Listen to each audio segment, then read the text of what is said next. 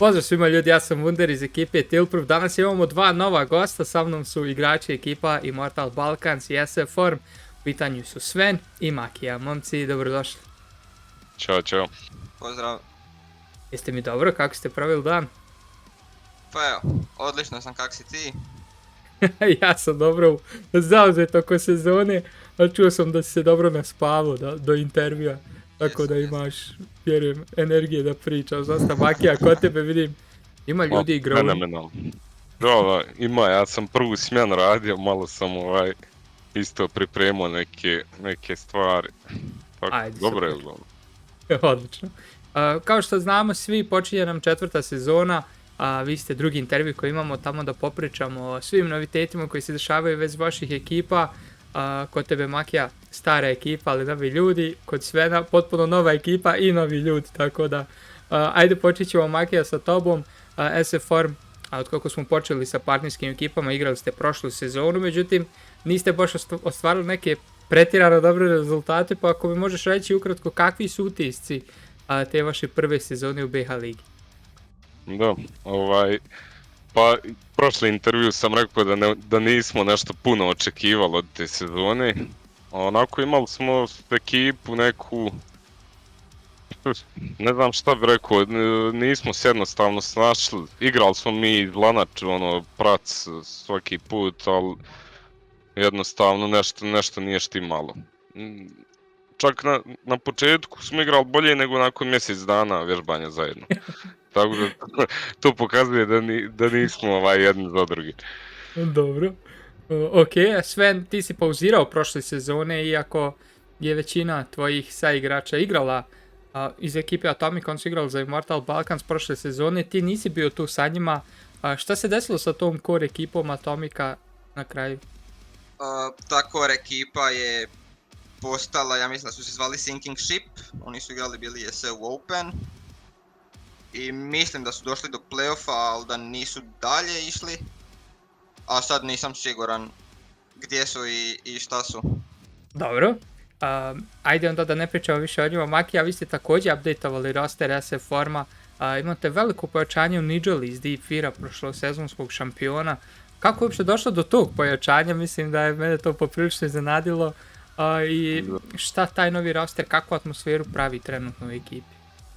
Ovako, mi smo, ostali smo ja i Gandra u ekipi od prošle sezone. Međutim, sad doveli smo ta 3 momka iz Srbije, Dare, Ajm i Miškec. To nam je novi taj internacionalni line-up. I tu je još jedan igrač iz Banja Luke, on je mlad. Uglavnom imamo dva ta mlađa igrača što imaju po 16 godina, činim se. A Nidžola je upao kao as iz rukava. Sad Gandre je odjednom dobio neku ponudu za posao. I malo će biti teško da taj kao raspored uvuče sve to i ligu. Sad i ja sam malo isto sa svojim rasporedom kritičan i onda Gandra, pošto su oni Nidžola Jarani, tako predložio mu je da igra sa nama. Tako da evo, počinjemo bukvalno sad od petka sa pracovima, ali i to nam je malo, pošto Nidžola ide na more, iduću sedmicu i vraća se dan pred turnir. Kaže da će doći luđi nego ikad. On će nam biti in-game lider usput u toj novoj ekipi. Pa da, odlično. Mislim da je svakako jako dobro pojačanje za vas i da sigurno možete sa tom mladom energijom, iskustvom vas starijih koji ste igrali još 1-6, da možete napraviti zaista bolje rezultate nego prošle sezone, sigurno, vidjet ćemo dok ćete. Dobro, Sven, Immortal Balkans također ima potpuno nov sastav ove sezone, međutim tu su nama poznata imena iz prošlih sezona. Prošle sezone su igrali Tubi, Karma i Pajka, tu je i Teron koji ako se ne varam igrao prvu sezonu. Kako ti se sviđa trenutno roster i kakva je kod vas atmosfera? Trenutni roster mi se sviđa jako, imam jako kvalitetne, jako iskusne suigrače, atmosfera je odlična, nema nikakvih, ni na pracu nema nikakvih problema, sve se odrađuje kako treba i ja mislim da da ćemo s ovim rosterom doći daleko. Super, dobro. Ajde pričat ćemo poslije o ciljevima.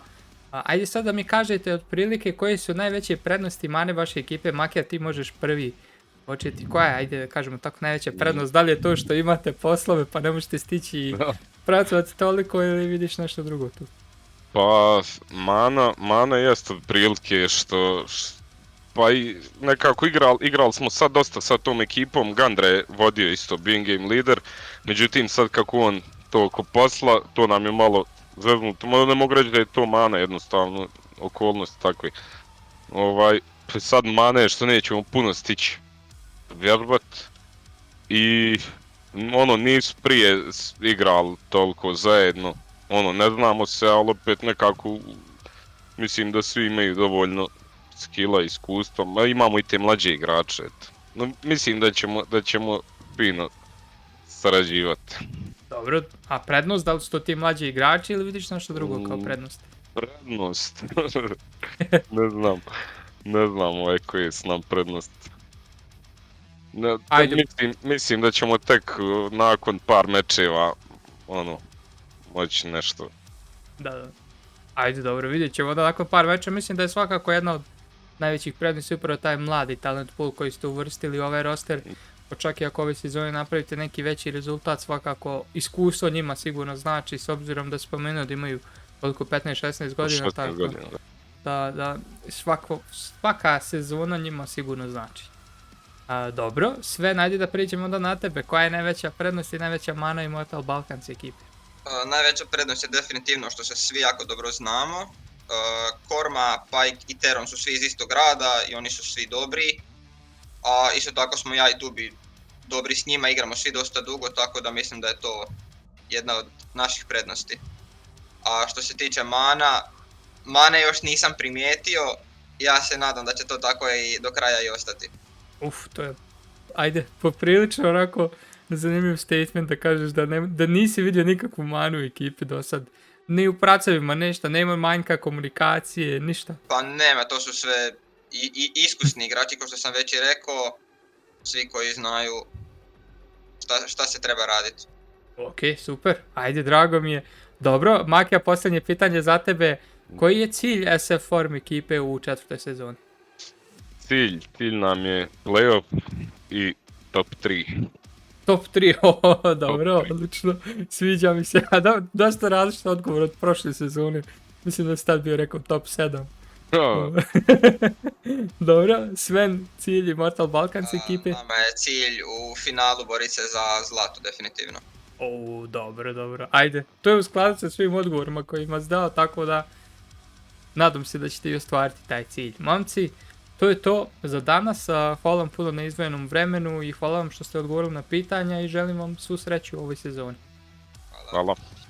Eto, ljudi, to je bilo to. Čuli ste Makiju, čuli ste Svena, zapratite Tiltproof i vidite nova obavještenja oko rasporeda lige i mečeva koje možete gledati. Vidimo se.